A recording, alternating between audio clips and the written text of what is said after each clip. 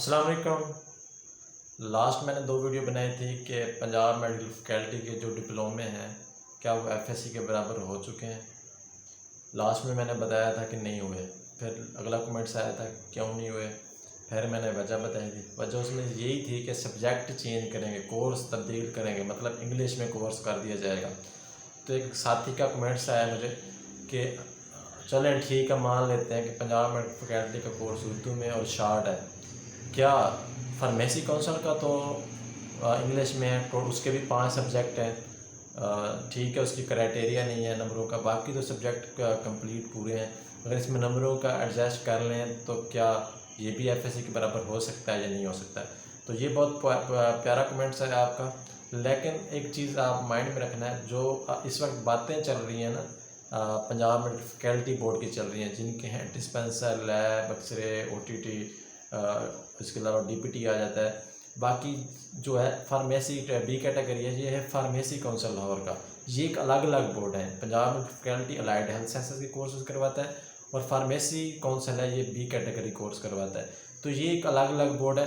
अब दूसरा सवाल आ जाता है, चलो ये अलग अलग बोर्ड हैं तो फिर ये फार्मेसी काउंसिल वाले क्यों नहीं कहते इस्लामाबाद बोर्ड को कि ये एफएससी के बराबर कर दी जाए। तो मैं आपको ये बताता चलो, अगर ये एफएससी के बराबर कर दें तो इसमें जैसे कि लैब कर रहे थे कि एफएससी के बराबर, डिस्पेंसर कर रहे थे एफएससी के बराबर, और बाकी ऑपरेशन थिएटर कर रहे थे, तो लैब वाला पैथोलॉजिस्ट बीएस लैब में जा सकता था, बीएस ओटी वाला बीएस ओटी में जा सकता था, बी कैटेगरी वाला कहाँ जाता।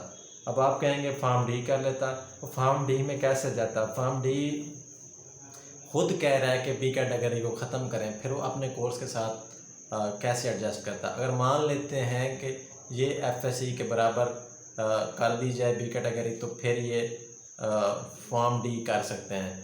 तो फिर इनकी रिक्वायरमेंट थी फॉर्म डी वालों की कि अगर ये आते हैं कि ये बी कैटेगरी मैट्रिक करें, मैट्रिक के बाद फार्मेसी काउंसिल जब बी कैटेगरी है 2 साल वाला वो करें, उसके बाद डी फार्मेसी करें। तो इससे चीज़ से फार्म डी वाला बहुत खुश हुआ है कि आएँ, लेकिन हमारी एक शर्त है, हमारी शर्त ये है कि फार्म बी फिर एक उनकी एक एफएससी होगी जस्ट, और कुछ नहीं होगा। मतलब ये एक कोर्स नहीं होगा, जैसे एक लिसांस नहीं दिया जाएगा बी कैटेगरी वाले को, फिर वो एक मतलब उस किस्म की एफएससी करे, फिर फार्म डी करे, फार्म डी के बाद फिर वो है।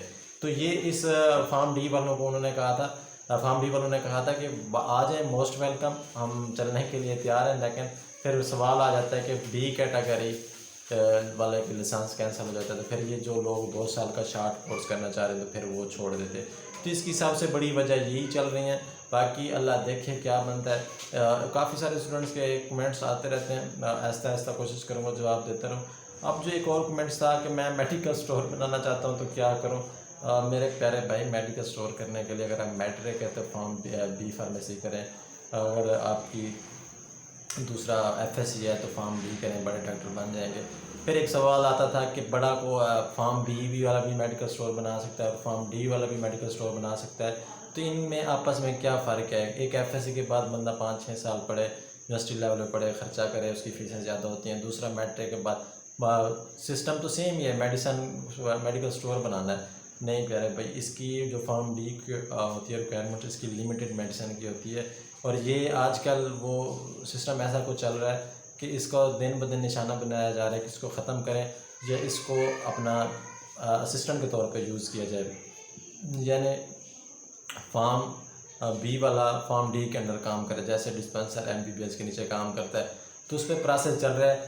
अभी केस किया हुआ है उन्होंने कि फार्म डी वालों ने कि बी को ख़त्म करे, कि हमारी कोई डिग्री नहीं लेता, फार्म बी वाला हर कोई ले लेता है। फिर पाकिस्तान रिश्वत चला के फिर और मेडिसिन ऐड कर देता है।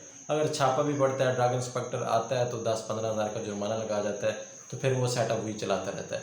अब जो इसका हतमी फ़ैसला आने वाला है, सुनने में यही आ रहा है, इसको कंफर्म नहीं कह सकते, कि फार्म डी वाले कहते हैं या पाकिस्तान में इंडस्ट्री बनाई जाए ताकि हम वहाँ जाके जॉब करें, या गवर्नमेंट सेक्टर पे हमें जॉब दी जाए, या फिर हमारे लाइसेंस दिए जाएँ।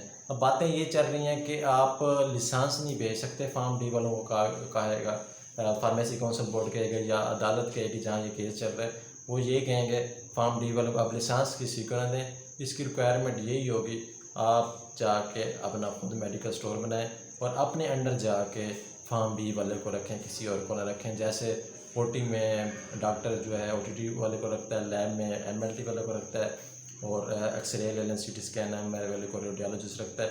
इसी तरह मेडिकल स्टोर पे भी फिर अताई ख़त्म हो जाएंगे, फिर जाके फार्मेसी वाला टेक्नीशियन जो का वो काम करेगा। तो ये था आज की वीडियो का टॉपिक। कल एक नई वीडियो के साथ मिलेंगे। फ़िलहाल के लिए इतना ही। अल्लाह ने के बाद।